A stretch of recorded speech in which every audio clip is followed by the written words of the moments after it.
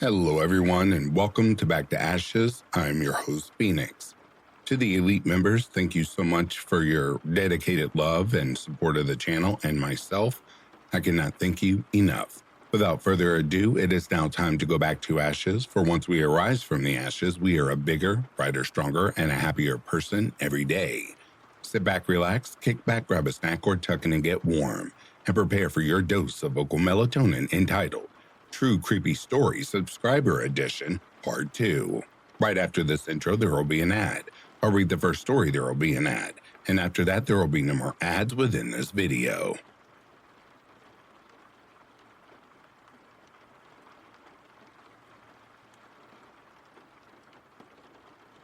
SKINWALKER. I always hated long drives, especially through places like the Rocky Mountains. The roads were narrow, winding around cliffs, and the trees felt like they were closing in on us the further we went. Greg, on the other hand, seemed to love every minute of it. His hands were steady on the wheel, a grin plastered on his face as he talked about all the hikes and camping trips he'd been on recently. I hadn't been out in the woods for years, not since we were kids. "Man, it's gonna be just like old times," Greg said, his voice full of excitement.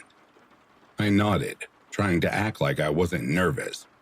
But the truth was, I didn't feel great about this trip. It wasn't just the long drive or the isolation. It was the idea of being so far from everything. No cell signal, no other people, just us and the miles of wilderness. I liked the city. Greg was more of an outdoors guy. But I couldn't shake this feeling in my gut that something was off. The sun was starting to dip behind the mountains when we finally pulled up to the spot Greg had talked about all week. The clearing was bigger than I expected, surrounded by thick, towering pine trees. The air smelled fresh, almost too clean. It was quiet. No cars, no people, just the rustling of leaves in the breeze. I got out of the car, stretching my legs and taking in the view. The rocky peaks loomed in the distance, jagged and sharp, casting long shadows over the forest. "Perfect, right?" Greg asked, already pulling gear out of the car. Yeah," I muttered, not really convinced. I felt exposed, like something was watching us from the tree line. I shook the thought away, telling myself I was just being paranoid. We set up the tents, gathered some firewood, and soon had a campfire crackling in the middle of the clearing. Greg popped open a couple of beers, tossing one to me. We sat by the fire, the warmth pushing away the cool evening air, and started talking about old times. "Can you remember the last time we camped out here?" Greg asked, poking at the fire with a stick. "Yeah, when we were like 15, right?" I said. He laughed. "You freaked out when that raccoon got into the food." I chuckled, feeling a little more relaxed, but then I heard it. A rustling sound coming from the woods. It was faint at first, like something brushing against the branches. I froze, my eyes darting toward the trees, but I couldn't see anything. Greg kept talking, not noticing. The sound stopped, and I shook my head, thinking it was probably just an animal. But a few minutes later, I heard it again, this time louder, closer. The rustling turned into a low growl, then something big moving through the underbrush. My heart started to race, and I leaned forward, staring into the dark woods. "Greg," I whispered, my voice shaking a little. "Do you hear that?" He stopped mid-sentence, turned toward the trees. For a moment, the woods were silent again. But then, there was another noise, something heavier, like footsteps. Greg and I sat frozen by the fire, straining to hear any more sounds from the woods. The growling and footsteps had stopped, but the silence that followed felt even worse. My heart was pounding, and I could feel the hairs on the back of my neck standing up. I turned to Greg, hoping he'd laugh it off, but his face was serious now, his eyes scanning the trees. "You heard that, right?" I asked, my voice barely above a whisper. "Yeah," Greg said, standing up slowly. He grabbed his flashlight and knife from his pack and handed me a second flashlight. "Stay close." We stood up, shining our lights towards the edge of the clearing. The beams cut through the darkness, but the shadows between the trees were thick and deep. For a moment, everything was still.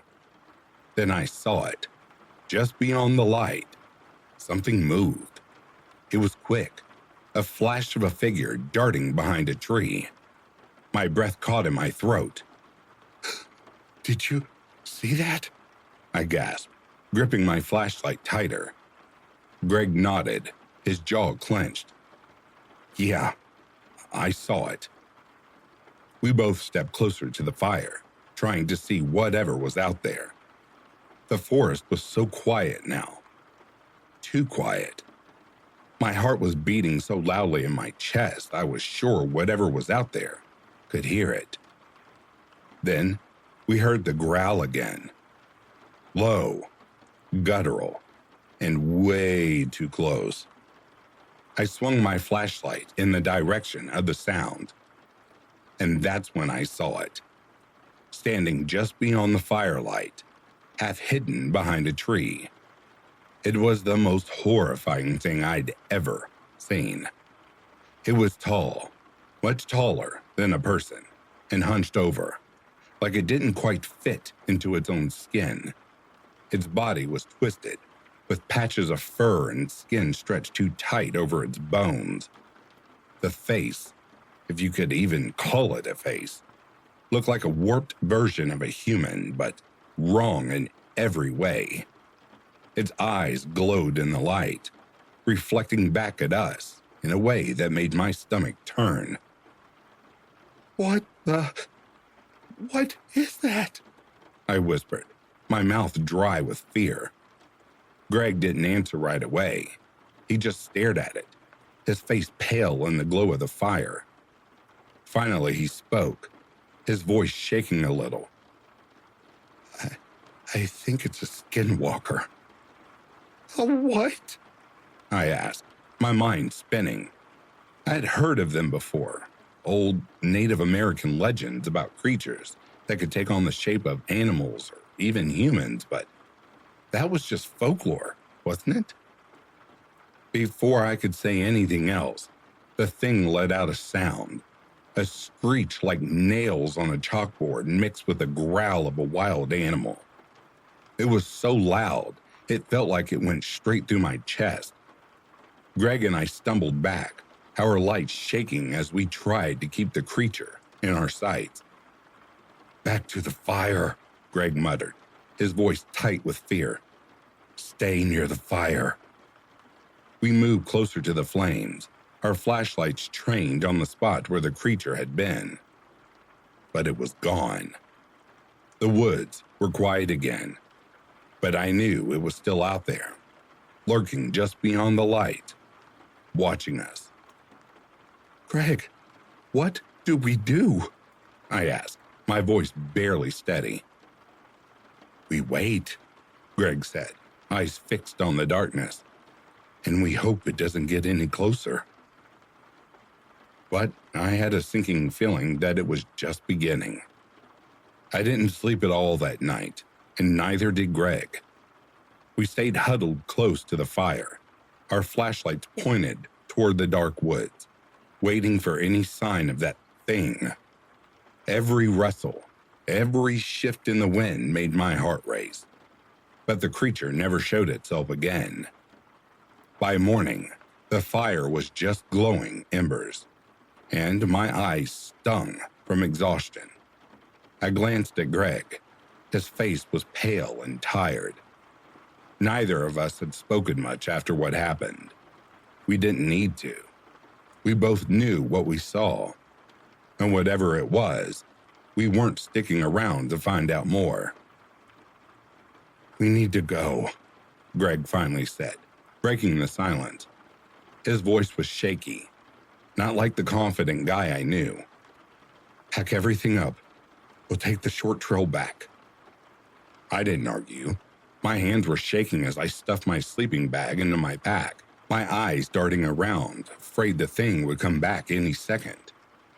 The air felt thick, heavy, like the woods were watching us. The sky was overcast, casting a gray, eerie light over everything. We packed quickly, barely speaking, and started moving. Greg led the way, his eyes constantly scanning the trees. I followed close behind, gripping my flashlight even though the sun was up. I didn't trust the daylight to keep us safe. The trail wasn't an official one, just a path Greg knew from years of camping here. It was narrow, winding thick trees and brush. After a few minutes, the campfire clearing was long behind us, and all I could see were endless trees. The further we went, the more uneasy I felt. It was like the forest was closing in on us, the trees crowding together, blocking out the light.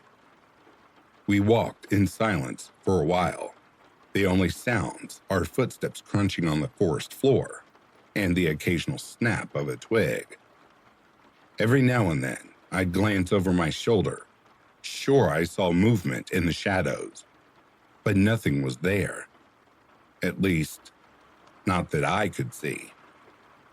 "We should be getting close to the car," Greg muttered, after what felt like hours. But there was a strange tone in his voice, uncertainty. He kept looking around like something wasn't right. That's when I heard it again, that low, familiar growl. My blood ran cold. "Greg," I whispered, stopping dead in my tracks. "It's here." Greg froze, his eyes going wide. The growl came again, louder this time, from somewhere off to our right. It was followed by heavy footsteps, slow and deliberate, like it wanted us to hear it coming. "We need to keep moving," Greg hissed. But as soon as we started walking again, the sound followed us. The growling, the footsteps, they stayed just out of sight, but always close, too close. Suddenly, Greg stopped, cursing under his breath. "This isn't right," he muttered, spinning in a circle. "We should have hit the car by now." "Huh, what are you talking about?" I asked, panic rising in my chest.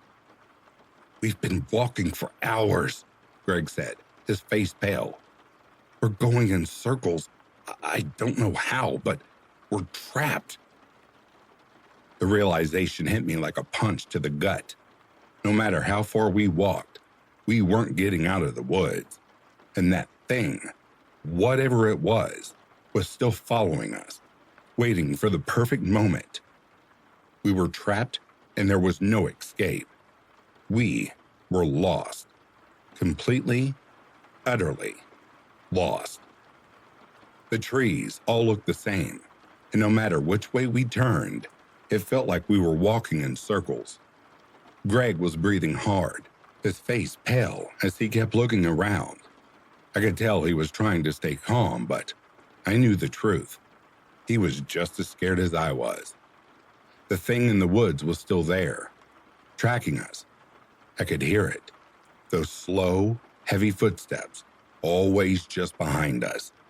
It never showed itself, but it made sure we knew it was there. It was playing with us, like a predator waiting for the right moment to strike. "We have to keep moving," Greg said, his voice tense. He grabbed my arm and pulled me along. "If we stop, it'll catch up." I didn't argue. I could feel the panic rising in my own chest, my heart pounding in my ears. Every time we turned a corner, I expected to see that twisted creature standing there, waiting. But it never did. It stayed hidden, just out of sight, taunting us as we walked. The sun started to go down again. The light filtering through the trees grew dimmer, and the shadows stretched longer across the ground. The woods felt even more suffocating now, the air heavy and thick. We couldn't be stuck out here another night. I didn't think we'd survive. "We can't do this, Greg," I said, my voice shaking. "We need to stop, make another fire, or something." Greg shook his head, his eyes wild. "No, if we stop, it'll get us. We have to keep moving." But I could tell he didn't know where to go. We were just wandering deeper into the woods, getting more lost. With every step. Suddenly, we heard a voice. "Help me." It was faint, coming from somewhere ahead of us, but the voice, it sounded exactly like Greg. My stomach dropped. Greg and I looked at each other, both of us frozen in fear. "That's not me," Greg whispered, his face pale. "Help me, please." The voice called again, more desperate this time. I knew what it was. It was the Skinwalker, mimicking Greg's voice, trying to lure us deeper into the forest. My skin crawled as the voice grew louder, closer. "We can't follow it," I said, my voice barely a whisper. "I know," Greg replied, his eyes wide with terror. "But what do we do?" Before I could answer, the voice changed. Now it sounded like me. "Greg, over here! I'm hurt!" I felt sick to my stomach. The creature wasn't just following us, it was inside our heads, using our own voices to trick us. Suddenly, the footsteps stopped. Everything went silent. The air was so still it felt like the forest was holding its breath. Then, from behind a tree, it appeared. A Skinwalker stepped into the fading light, its body twisted and deformed, barely human. Its face shifted, warping between Greg's face and mine, as if it was trying to decide which one of us to become. Its eyes gleamed in the dark, and it let out a low, growling laugh. I couldn't move. I couldn't breathe. "We're going to die here," I whispered, barely able to form the words. Greg grabbed my arm, pulling me back. "Run!" We bolted, sprinting through the trees, not looking back. The Skinwalker let out a screech, its footsteps pounding behind us. Faster, closer. My legs burned, and my lungs felt like they were on fire, but I didn't stop. I couldn't. Somehow we burst into a small clearing, and in the distance I could see the road, our car sitting on the side of it like a lifeline. I gasped in relief, pushing myself harder, my legs screaming in pain. We were almost there. But then Greg screamed. I turned just in time to see him pulled back into the trees. His voice cut off. The Skinwalker had him, and I knew I was next.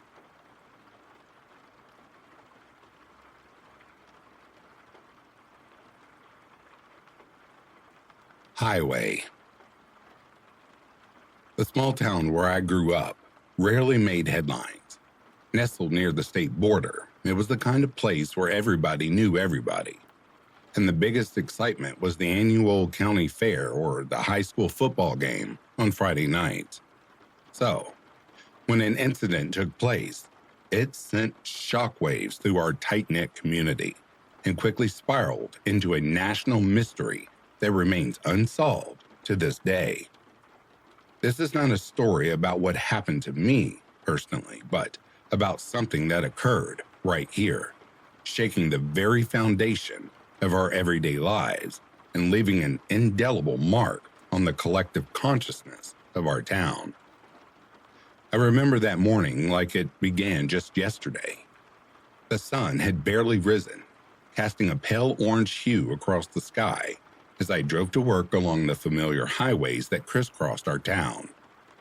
The roads were busy with the usual mix of truckers hauling goods across states, families embarking on summer vacations, and solitary travelers seeking the solace of the open road. My route took me from my neighborhood on the edge of town to my job on the other side.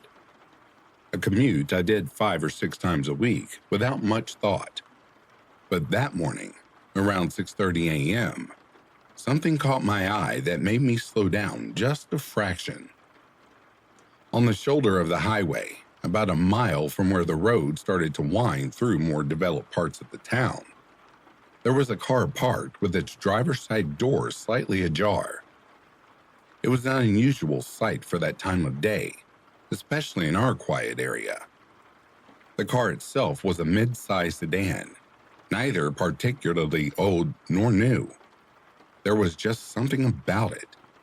Maybe the way the door was left open, or the way it seemed almost abandoned in that early morning light. I glanced in my rearview mirror, expecting to see the driver stepping out, but there was no movement. No one approaching the car. No sign of life. I reassured myself with the usual logic thoughts. Maybe someone needed to stretch their legs, or perhaps they had to use the restroom and didn't want to bother stopping in town. Peeing in the trees is always an option out here. Maybe they were walking their dog. All the possibilities made sense, and I convinced myself it was nothing to worry about. After all, in a place like ours, it's not uncommon for travelers to make impromptu stops along the way. It just happens. It's what you do. I continued my drive, the image of the open car door lingering in my mind like a shadow that refused to dissipate. The rest of my morning passed without incident. I went about my routine, focusing on work and trying to push that unsettling feeling to the back of my mind.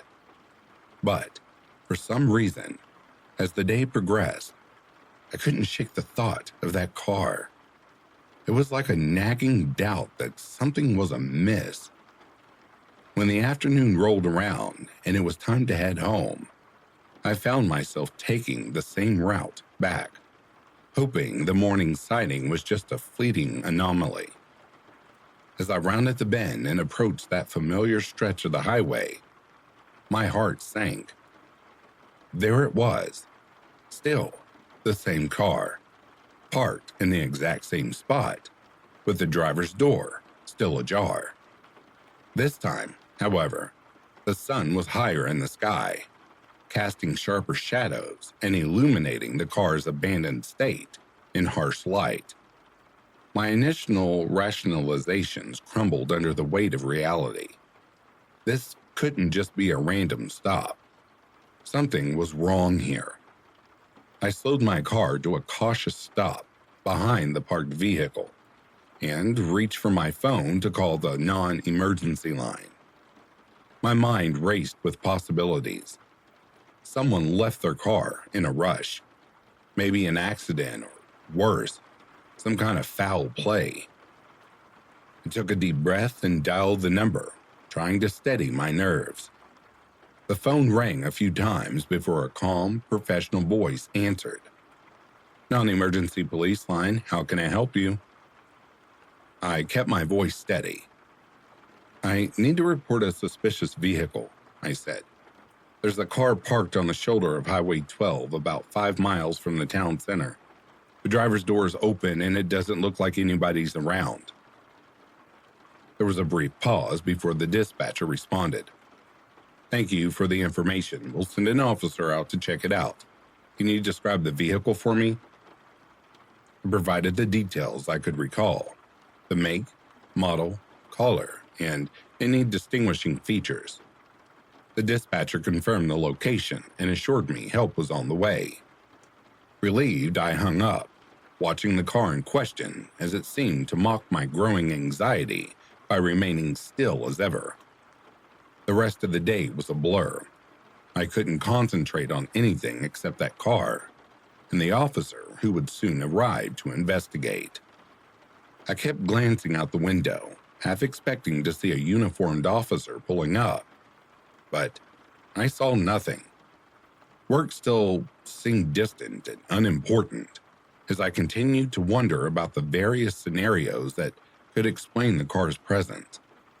When I finally made it home that evening, exhaustion washed over me, but the lingering mystery kept sleep at bay. I tried to distract myself with television and conversation, but the image of that abandoned car continued to linger in my thoughts. By the time I settled into bed, I hoped the morning's unease would fade with the night, but fate had other plans. I awoke the next morning to the harsh glow of my phone screen, the sound of incoming notifications and my alarm jarring me from restless sleep. Groggy, I reached for it and saw a breaking news alert flashing across my social media feed. Local man disappears after abandoning car found on highway.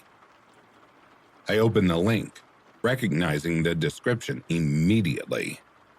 It was the same car I had driven past twice the previous day. The article provided more details. The man, named Matthew, was a tradesperson in his mid-30s, known for his friendly demeanor and solid work ethic. He had been on a personal road trip, utilizing some paid time off to visit family and take a much-needed break from his routine. The last contact anyone had with him was a phone call to his brother the night before his car was discovered, abandoned on Highway 12. The investigation had begun almost immediately. Police ran the plates, contacted Matthew's family, and started piecing together his last known whereabouts. According to reports, Matthew had checked out of a motel in a town about 7 hours away the day prior to his car being discovered. However, there were discrepancies in the timeline. Matthew had a habit of taking detours, exploring areas off the beaten path, which would extend his travel time. The exact time his car had been parked was unclear, and without timestamps or surveillance footage, the window for when he might have left the car was wide open. Law enforcement was puzzled. There were no signs of foul play, no broken windows, no signs of a struggle, nothing missing from the car itself.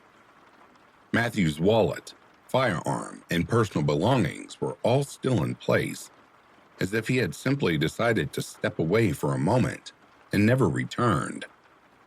Search and rescue teams combed the area, focusing on a faint foot trail spotted leading away from the car into a nearby tree stand.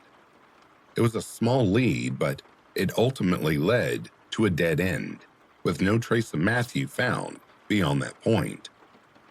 A cabin, roughly 2 miles from where his car was discovered deep in the forest, was found with broken windows and a kicked-in door. A search party entered the building and found it ransacked of all food and supplies, suggesting someone had broken in recently. As days turned into weeks, the case drew mild national attention. The internet buzzed with theories, each more outlandish than the last. Alien abductions, encounters with cryptids like Bigfoot, or even being caught in the crossfire of human trafficking. People were desperate to explain the unexplainable. The cabin near the search area became a focal point of speculation. It was a small, dilapidated structure that had once belonged to an out-of-town family as a summer retreat. Broken windows and missing supplies suggested a possible connection, but without concrete evidence, it remained just another piece of the puzzle that led nowhere. The more I thought about it, the more questions arose.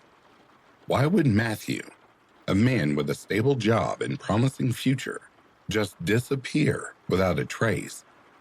What could have lured him away from his car and into those dense woods, never to be seen again?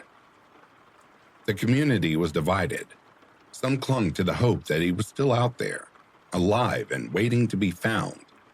while others believe he'd met a tragic end somewhere in the unforgiving wilderness. The police worked tirelessly, but the lack of evidence made progress slow. They interviewed anyone who might have seen something unusual, scoured the areas for clues, and followed up on every lead, no matter how small. Yet, each effort seemed to circle back to the same frustrating impasse. Matthew was gone, and no one knew where he'd gone or what had happened to him.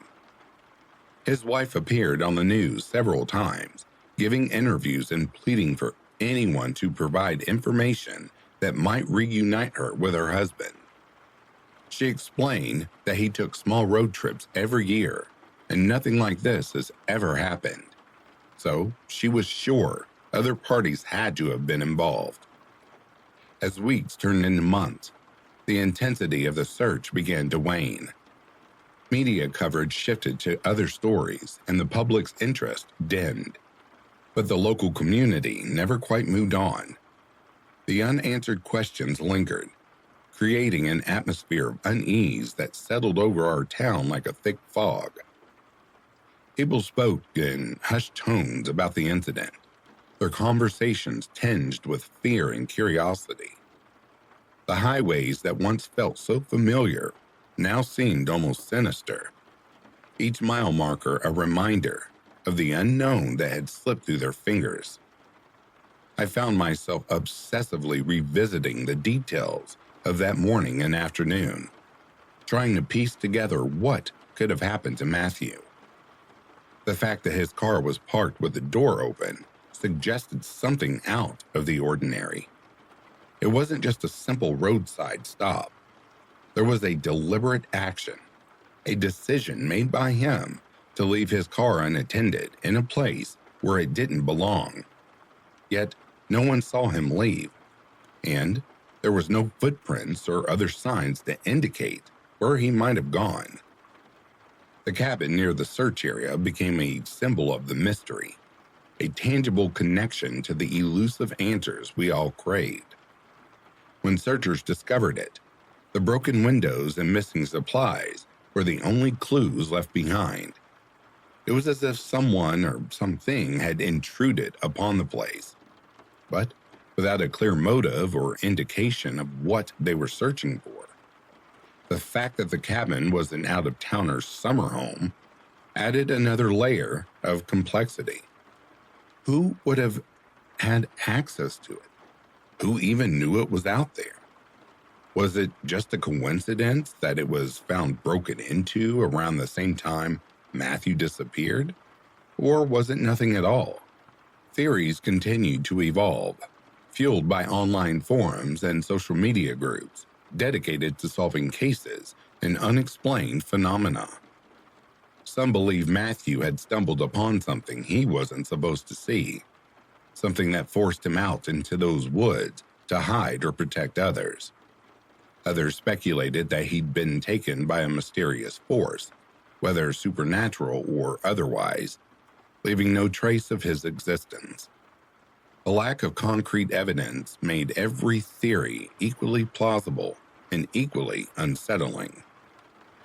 As the investigation stalled, the community grappled with the ambiguity. It was a stark reminder that not all mysteries have answers, and some disappearances remain shrouded in darkness forever. The unresolved case of Matthew's disappearance became a cautionary tale for road trippers and locals alike, a story whispered around campfires and shared with a sense of trepidation. It was a reminder that even in the most ordinary places, the extraordinary and inexplicable can lurk just beyond the horizon. Personally, the incident left a lasting impact on me. I couldn't escape the feeling that something was still out there, something that had taken Matthew and refused to let him go, something that lived along my commute to work. Every time I drove down Highway 12, I couldn't help but glance at the spot where his car had been found, half expecting to see it there again, as if waiting for someone else to notice it.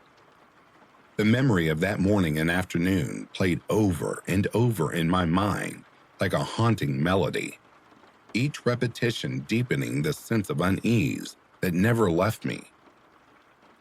In the years that followed, the case remained open, but active investigation efforts dwindled.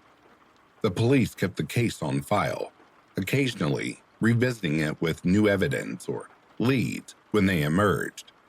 But nothing substantial ever came to light.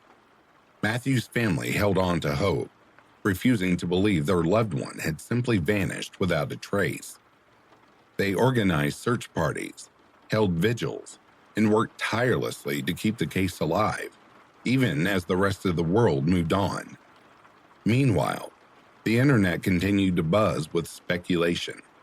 Blogs, forums, and social media pages dedicated to unsolved mysteries featured Matthew's disappearance prominently, each contributing their own theories and digging through available information for clues.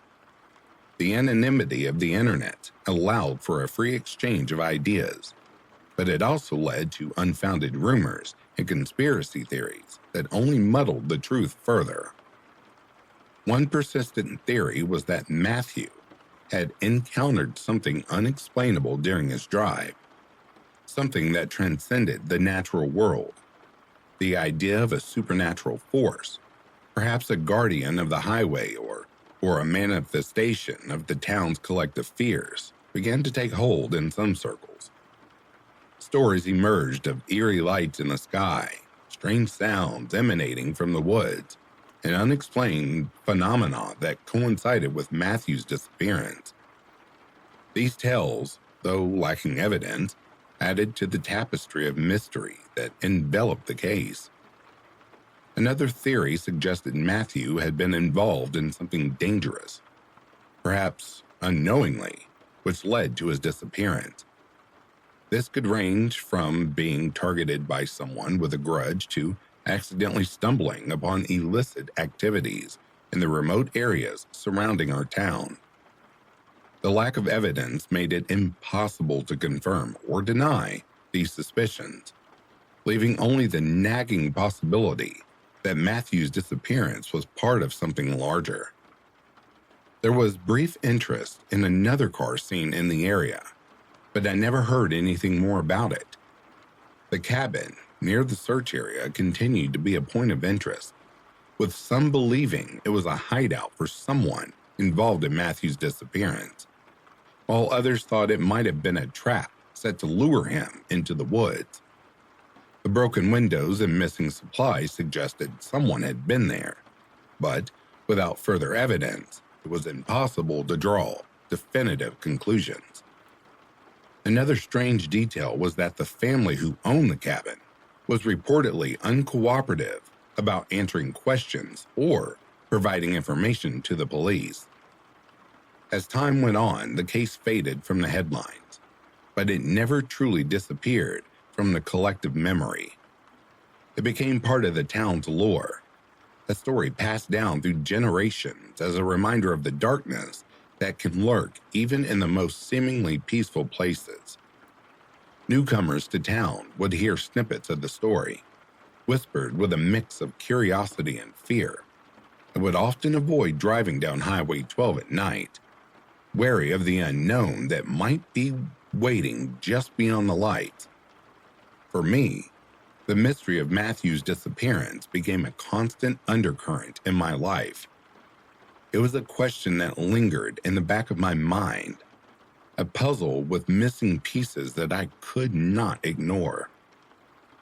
I continued to find myself drawn to the story, seeking out any new information or development, hoping against hope that one day the truth would come to light.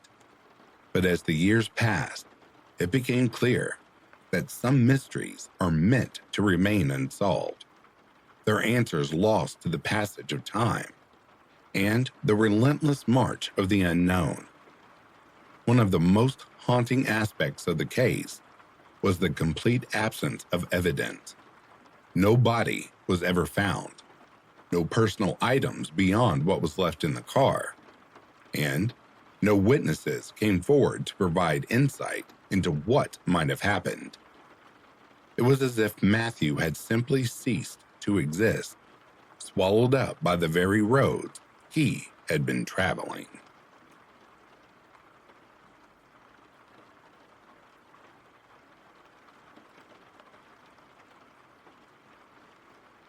Cryptid. The drive out to the Rocky Mountain campsite was long and winding. As Annie and I drove deeper into the forest, the trees grew dense, creeping along the road with branches like fingers reaching out to grab us. We'd been planning this camping trip forever. Both of us loved camping, but this time we wanted a real adventure, somewhere off the beaten path. Annie had found a clearing far from the usual trails, and that's where we were headed. I was excited, but also a little nervous. After what felt like an eternity, the road finally ended in a small empty clearing surrounded by trees so dense they felt like walls. The sun was sinking fast, and the entire area seemed to grow darker by the second. It was quiet out here, quieter than any place I had ever been. There were no birds, no rustling leaves, just a heavy, thick silence. Annie laughed when I mentioned it, saying it was probably the kind of peace we needed. We set up our tent as quickly as we could, our hands moving fast in the dimming light. After lighting a small fire, we sat down to relax, hoping the warmth and glow would make the clearing feel a little less spooky. But even as we chatted, the uneasy feeling stuck with me. The fire crackled, casting flickering shadows that danced along the edges of the clearing. Those shadows seemed strange, like they were hiding something just out of sight. I shrugged it off, thinking I was letting the quiet get to me. Annie was in a good mood, laughing and telling ghost stories, but I could tell she felt it too. Every now and then, her eyes would dart to the edge of the clearing, as if she were checking for something, or someone, out there. I kept glancing into the trees, half expecting to see an animal or maybe another camper, but there was nothing. Just the blackness of the forest swallowing the light from our little fire. When we finally crawled into the tent, I thought the weird feeling would fade, but lying in my sleeping bag, it only grew worse. The forest was so silent, not a single sound outside, as if everything was holding its breath. I turned on my side, trying to shake it off. Beside me, Annie was already asleep, breathing deeply, completely at ease. I squeezed my eyes shut, telling myself I was overthinking things. But in the middle of the night, I woke to a strange sound, a clanging noise, like metal hitting metal. My eyes snapped open, and my heart started pounding. I sat up, listening as hard as I could, hoping I'd imagined it. But then it came again, louder this time. Clang, clang. Each noise cut through the night, making me feel like something or someone was out there, just beyond our tent. I turned to see if Annie had woken up, but she was still sound asleep. Taking a deep breath, I crawled quietly to the tent door, every inch of my body tense as I reached out to unzip it just a little. The sound stopped suddenly, and everything was silent again, as if the forest itself were watching me, waiting for my next move.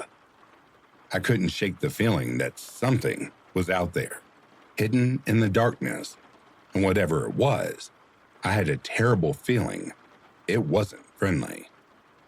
My heart was pounding so hard, I thought it might wake Annie, but she kept sleeping, completely unaware of the creepy silence outside.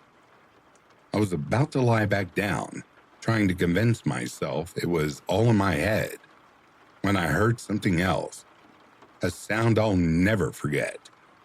A sharp, high-pitched screech echoing through the forest, so loud It felt like it was vibrating through my bones. I froze, every hair on my body standing up. It didn't sound like any animal I'd ever heard.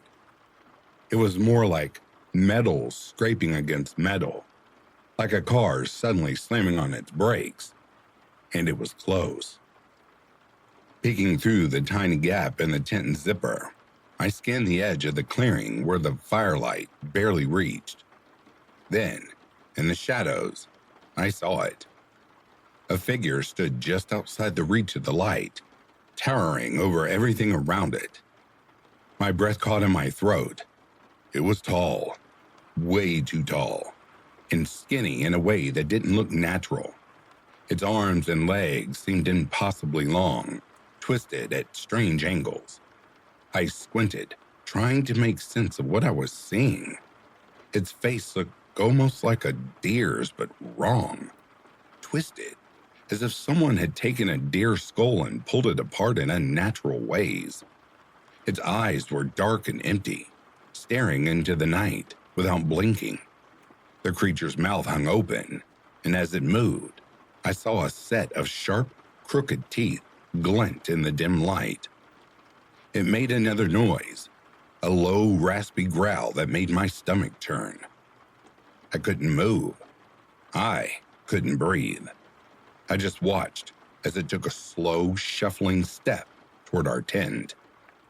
Every part of me screamed to do something, anything, but I was frozen. The creature kept moving, taking its time, as if it knew I was watching. It moved with an awful dragging sound, like it was pulling itself across the ground. My hand shook as I slowly pulled the zipper down, sealing the tent closed, praying it wouldn't notice. But then it stopped. I held my breath, not daring to make a sound. The creature let out another horrible scream, louder this time, echoing through the trees. I felt Annie stir beside me, and for a second, I was terrified she'd wake up and make a noise, but she didn't. The creature started moving again, shuffling around our campsite in slow, uneven circles. Every so often, it would stop, letting out another scream or a low growl, like it was trying to scare us, like it knew we were hiding. I sat there, trembling, as it circled our tent over and over, its heavy footsteps making the ground vibrate. At one point, I felt it brush against the tent's fabric, its fingers scraping along the side, leaving a long, slow scratch. I squeezed my eyes shut, willing myself to be invisible, to be silent. Minutes felt like hours, each second filled with a horrible feeling that at any moment it would find us. But finally, after what felt like forever, the footsteps started to fade, moving away into the darkness. I knew it wasn't gone, though. It was out there somewhere, waiting, and somehow I knew it would come back. When dawn finally crept into the clearing, I barely felt relieved. I had spent the rest of the night listening to every tiny sound, jumping at every creak and snap outside. Annie was still fast asleep, somehow unaware of the nightmare that had unfolded. As soon as the first hint of light spilled into the tent, I gently shook her awake. "Annie, we need to go, now," I whispered, my voice shaking. She blinked, confused, rubbing her eyes. "What? Why?" she mumbled, still groggy. But when she saw the look on my face, she sat up, fully awake. "There was something outside last night," I said, glancing nervously at the tent walls. "It was huge. Not an animal. I don't know what it was, but we can't stay here." She gave me a skeptical look, but as she started packing, she noticed the deep scratches along the tent's fabric. Her eyes widened and fear began to set in. "Okay, let's get out of here," she said, her voice a shaky whisper. We packed up in silence, moving as fast as we could. My hand shook as I rolled up my sleeping bag, my ears on high alert for any sound outside. As we stepped out of the tent, the clearing felt even stranger in the early morning light. It was silent, just like the night before. Too silent. No birds, no breeze, just stillness. Then we saw them. Huge, deep footprints in the dirt around our campsite, leading to and from the forest. They weren't shaped like any animal I knew. Long and narrow, with claw marks gouging deep into the soil, like something had dragged itself around our tent in circles. Annie gasped, clutching her bag tighter. "What made those?" she whispered, her voice barely audible. I didn't answer. I didn't have to. We both knew this wasn't something we wanted to stick around and figure out. We grabbed our bags and hurried toward the trail, glancing over our shoulders every few steps. The trees seemed to loom over us, thicker than I remembered, as if they were closing in, making the trail hard to follow. Every crack of a branch made us jump, our heads snapping back and forth, our pace quickening with each step. Just when I thought we were close to the edge of the forest, a loud, bone-chilling screech echoed through the trees, louder than anything I'd heard before. It was the same sound from last night, but this time, it felt closer. Way too close. "Run!" I yelled, and we both took off, sprinting down the trail as fast as we could. My legs burned, and my lungs felt as if they were about to burst, but I couldn't stop. The sound of heavy footsteps echoed behind us, thundering through the trees. I didn't dare look back. I couldn't. We burst out of the trees and into the open, our car finally in sight. We scrambled inside, slamming the doors and locking them as Annie started the engine. I glanced back toward the forest, half expecting to see that twisted deer-like face staring back at me from the shadows. But there was nothing, just the thick wall of trees. We sped down the road, not stopping until we were far, far away.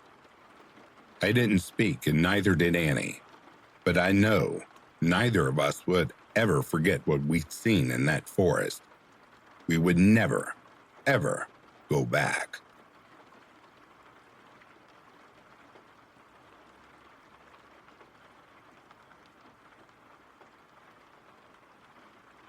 Park rangers.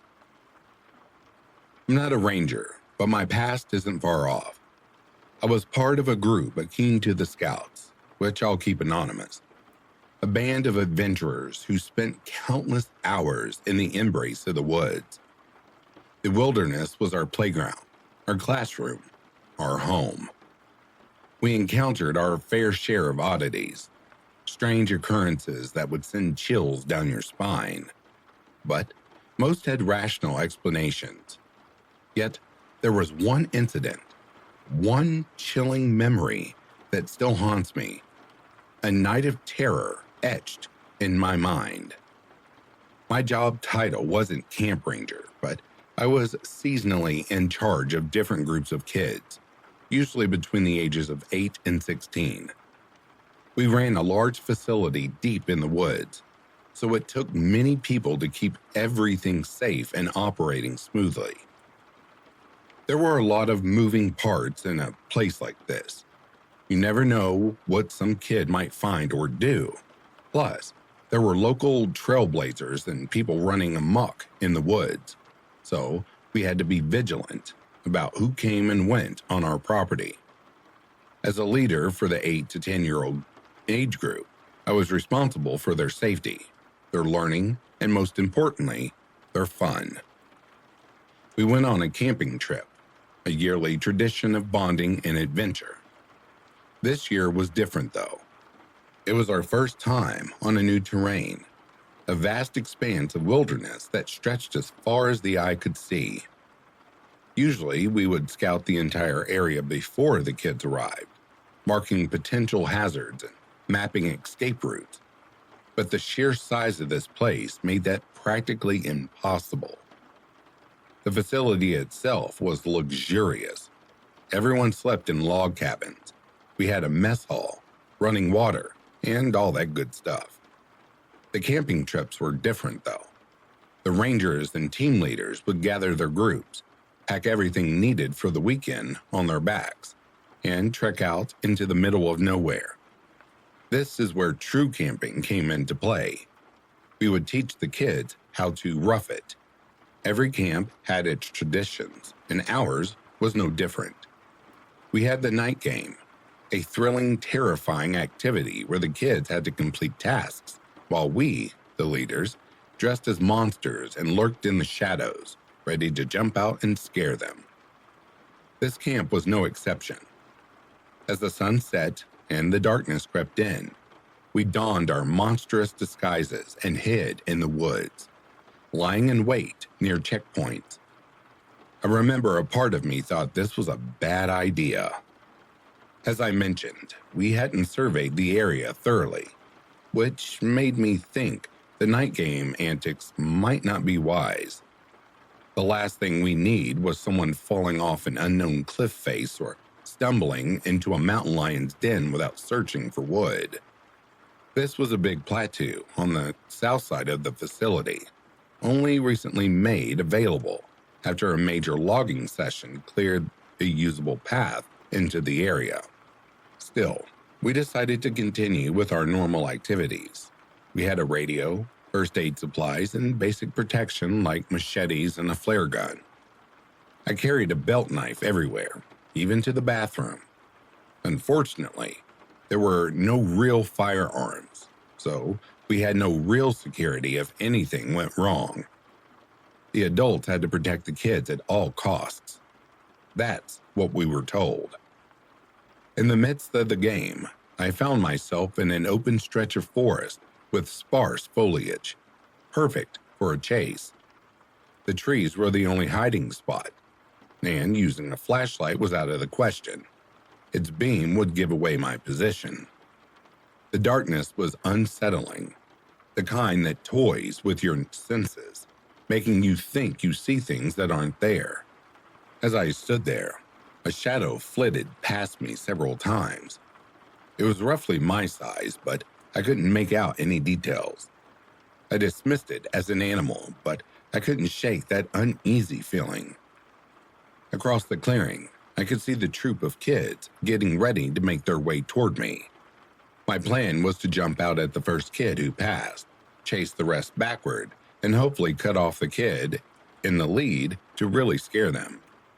Looking back, I got a little too much joy out of the night games and those spooky activities, mostly because it was a free pass to truly frighten the kids. Call me mean, whatever, but it was a good time. As they started crossing the field, though, something spooked them, and they darted back the way they came. I was dumbfounded, wondering what could have caused them to turn around. As I prepared to move from my hiding place, that same shadow passed by again. This time I got a better look at it, kind of saw where it was moving in and out from. It looked like branches swaying. I kept watching as I waited for more kids to come. The shadows continued to dart in and out of my peripheral vision, but I paid them no mind, attributing the uneasy feeling to the adrenaline of the game and the eerie darkness. But then I saw it again, and this time, it wasn't a fleeting shadow. It was a figure, a person, standing near a tree, not far away. My heart pounded as I squinted through the darkness, trying to make out more details. It had to be a person. We were about the same size, same height, similar build. It was unmistakable. I thought about calling for help, but realized it was probably another camp ranger and didn't want to blow our cover.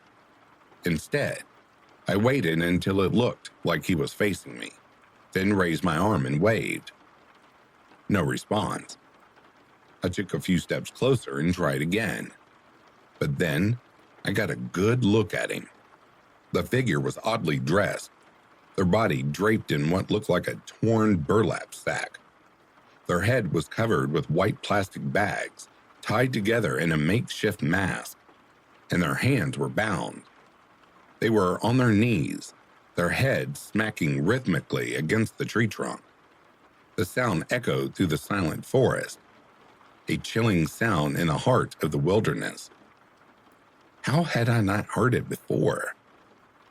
This definitely seemed like something the camp leaders might do, but I knew I was wrong.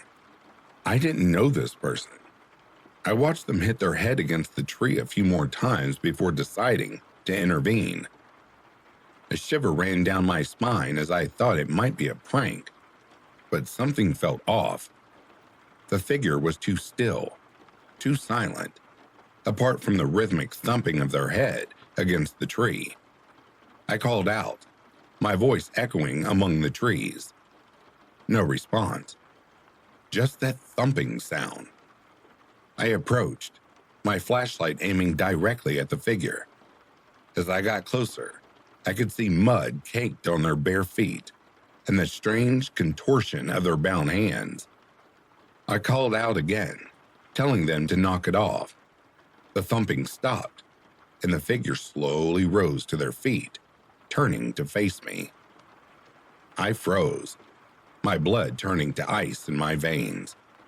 The figure started walking towards me, their movements slow and deliberate. Fear gripped me, a primal instinct screaming to run. I turned on my heel and sprinted back toward the camp, the figure's footsteps echoing behind me. I didn't dare look back, my mind filled with images of the strange, silent figure with plastic bags on their face. The whole thing was beyond creepy. As I continued to sprint, I realized they were no longer following me. Bursting onto the trail and encountering a couple of campers, I looked behind me. Nobody. Nothing. No sign of the person I'd just seen. This was relieving, but in a messed up way. It scared me even more. Not knowing where they were meant they could be anywhere, and that did not sit well with me. This was a true nightmare for the job I had, and I wasn't handling it well. I shored the kids and ran back to camp, bursting in, gasping for breath. The others were huddled around the fire, and everyone was accounted for. I told them about the figure and the strange encounter. They laughed it off, thinking I was trying to scare them, but I knew what I saw. I asked the kids I brought back if they'd seen anything, and of course they hadn't been with me during the encounter. They said no, further reinforcing the idea that I was lying. I let it go. I was out of options and did my best to keep an eye on the camp. Thank God nothing weird happened the rest of that night. The next day, I returned to the spot with another leader. The tree stood there, silent and imposing. There was something else, a small, skinny rabbit nailed to the tree, its lifeless eyes staring at us. We called the police, who brushed it off as a prank. They said college kids regularly went mushroom hunting along the side of the mountain, known to go on psychedelic benders for days. They got calls about half-naked people running around the woods every summer, especially in our area. The camp leaders had a good explanation too. There were other camps, including one for troubled youth a couple of miles down the road. It was possible someone had come out specifically to mess with our 8 to 10-year-olds. I know what I saw that night, though, and I know that somewhere out there in that vast, unexplored wilderness, something or someone is lurking in the shadows. Maybe, just maybe, it's waiting for the next game night to come out and visit, plastic bags and all.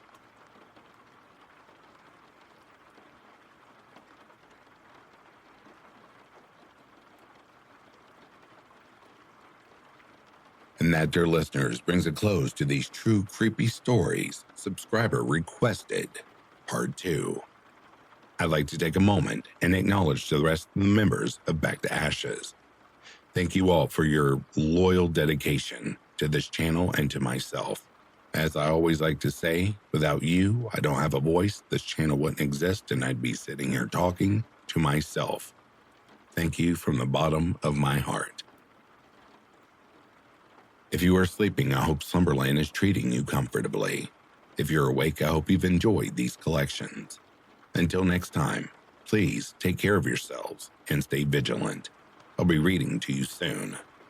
Have yourselves a good morning, a good afternoon, or a good evening.